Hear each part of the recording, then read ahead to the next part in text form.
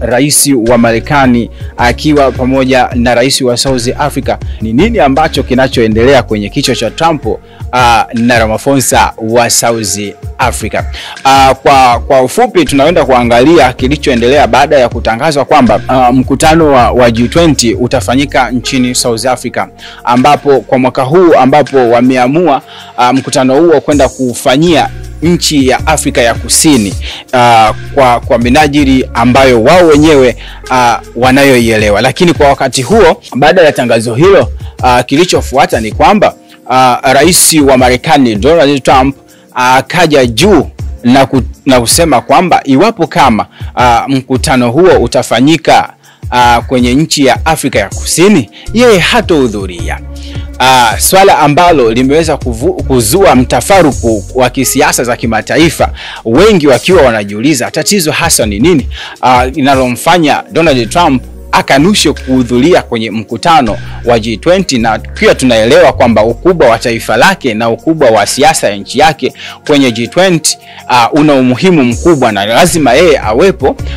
Ni tofauti na mataifa mengine, lakini kwa upande wake yeye amebeba au anachukua makubwa zaidi katika mkutano huo. Lakini pia baada ya kusikia hivyo, ni kwa nini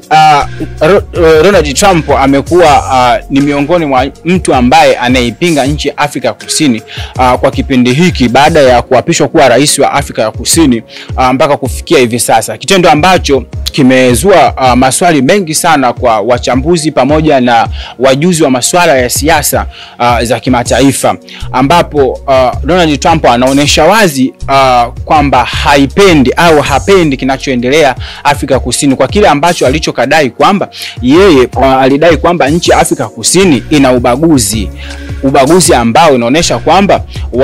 wananchi wa Afrika Kusini au serikali ya Afrika Kusini inaonesha wazi na ubaguzi kwa kukataa kuwapa ardhi watu weupe, swala ambalo kwa Afrika ya Kusini naye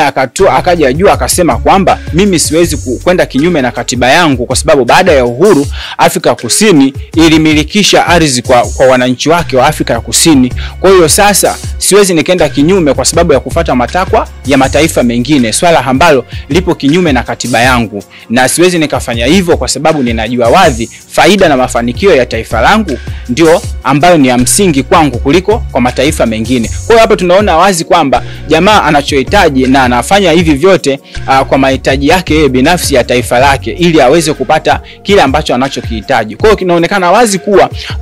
mataifa makubwa yanachohitaji kutoka kwa nchi hizi ndogo ni yale ambayo wanayoyakusudia, ili tusiende kusonga mbele katika bara la Afrika, kwamba wao wanajiandaa kufanya vitu ambavyo vya kuipelekea bara la Afrika zizidi kurudi nyuma, na ikiwezekana kulisababishia matatizo mazito au migogoro mizito ya kuonekana kwamba mataifa hayo hayapendezi popote pale duniani, huku wao wakiendelea kunufaika na kile ambacho wanachokiona kwamba kwao kitakuwa na manufaa. Kwa hiyo nchi ya Marekani inamtaka South Africa aweze kurudisha majeshi nyuma, ili aweze kupewa nafasi, ili taifa liweze kutambuliwa na Marekani kwamba ni taifa zuri na ni lenye nguvu zaidi kwa bara la Afrika. Ni lazima likubaliane na sheria za watu wa nje, swala ambalo kwa marais ambao wanaojitambua au kwa Waafrika ambao wanaojitambua hawawezi kukubali swala kama hilo liweze kutokea katika bara letu la Afrika.